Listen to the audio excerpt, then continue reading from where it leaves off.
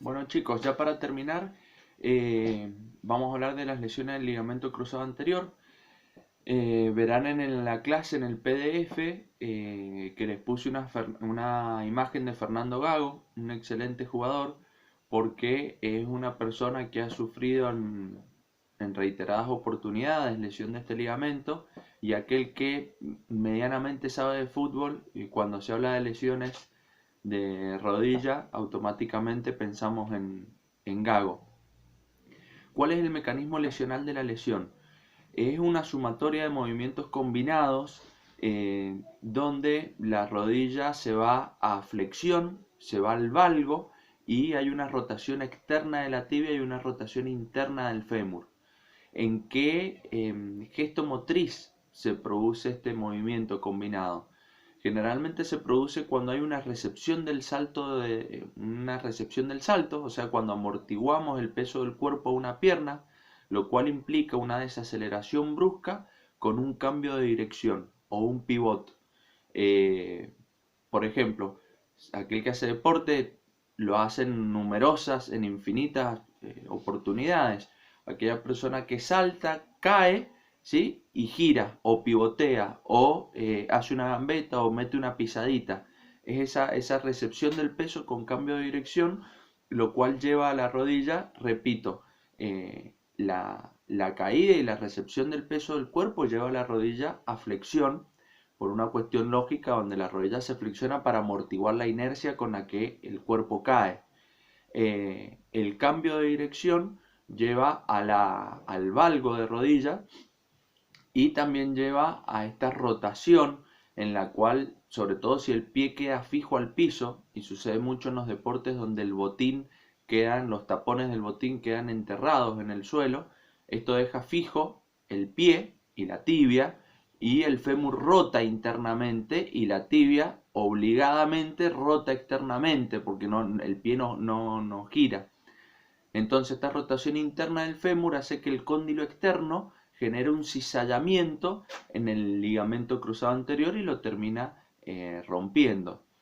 Eh, este mecanismo del cual les explico puede suceder por contacto o sin contacto. Por contacto en un 30% de los casos, sin contacto en un 70% de los casos, que muchas veces lo vemos en una cancha, en un deporte, que el jugador va corriendo solo y se lesiona, o salta, cae, gira y se lesiona solo sin recibir ningún traumatismo. Estoy hablando de deportes, de jugadores, porque es común que esto suceda en los deportes, pero tranquilamente puede suceder en cualquier otro gesto o en cualquier otra actividad laboral. Por ejemplo, una persona que va andando en moto y la moto se resbala y la persona pone el pie en el piso y la moto continúa con el movimiento, y ese pie en el piso puede generar este movimiento de rotación, de flexión, de valgo. O puede ser una persona que se cae de una escalera y apoya el pie en el piso y se produce este mecanismo lesional. O un recolector de residuos que salta del camión en movimiento y se produce este mecanismo lesional. Entonces no es algo propiamente de los deportes, pero es común que ahí suceda. En las fotos que yo les he puesto en el PDF van a ver que hay imágenes, como les digo, de distintos deportes, de fútbol americano. En la diapositiva donde está el jugador de fútbol americano, que ahí se ve perfectamente este gesto, eh, a la derecha tienen una foto de un jugador que teníamos en las inferiores del club, Godoy Cruz, y fíjense en este chico el gran valgo que tiene de rodilla.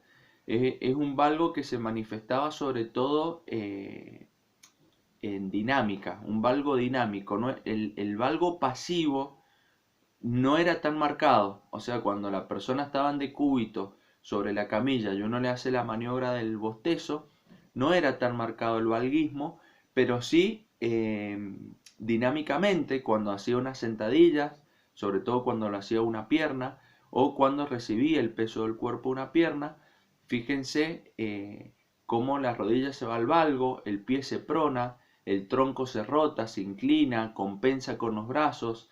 Hay un montón de compensaciones hacia arriba de la rodilla y hacia abajo cuando existe esta inestabilidad. Y les muestro esa imagen porque en esos casos esa rodilla está muy proclive a sufrir una lesión, primero del ligamento lateral interno y por consiguiente el ligamento cruzado anterior. Esto tiene cierta solución donde uno busca fortalecer el glúteo medio, ¿sí? Lo podemos hacer antes de que aparezca la lesión del cruzado o del ligamento lateral interno, o luego de esta lesión.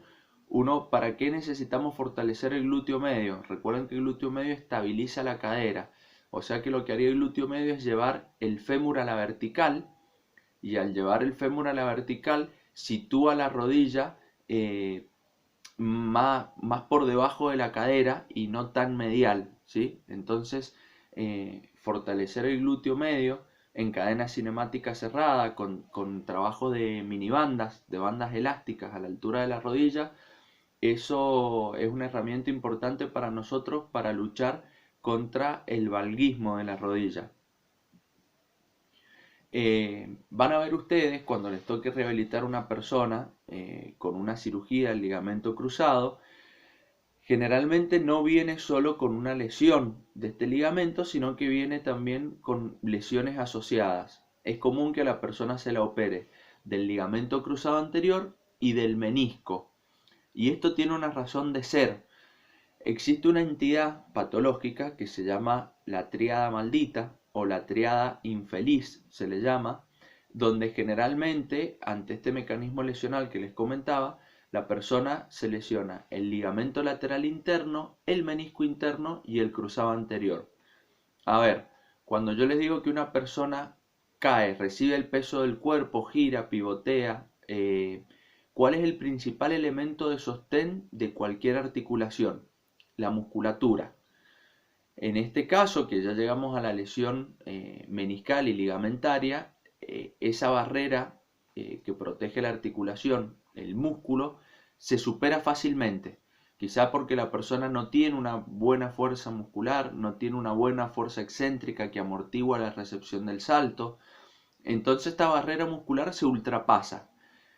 ¿Quiénes son en este caso los elementos anatómicos que contienen a la articulación coaptada en su lugar?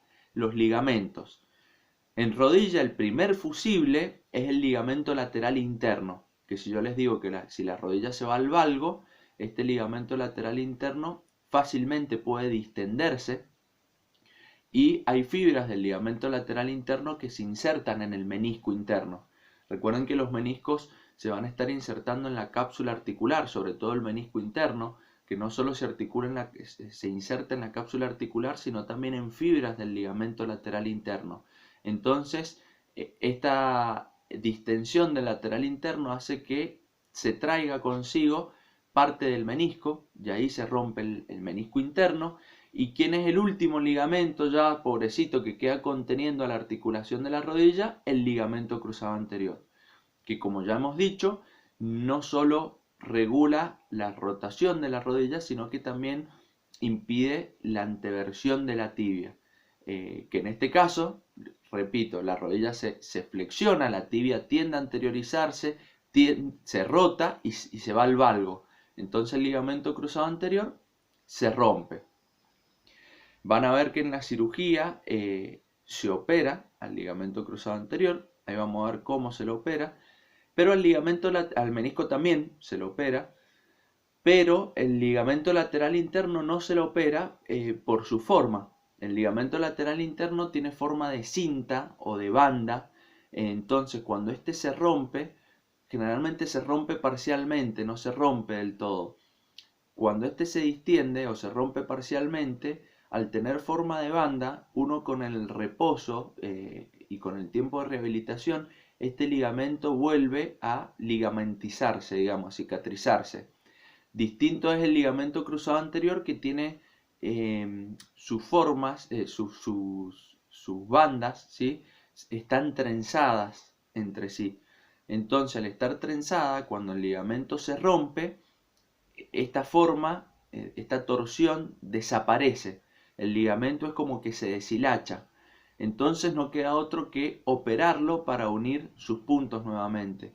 Hay distensiones parciales en las cuales el ligamento se cicatriza nuevamente, pero su función, su contención no es la misma, o es insuficiente. Por tal motivo se decide operarlo y reemplazarlo.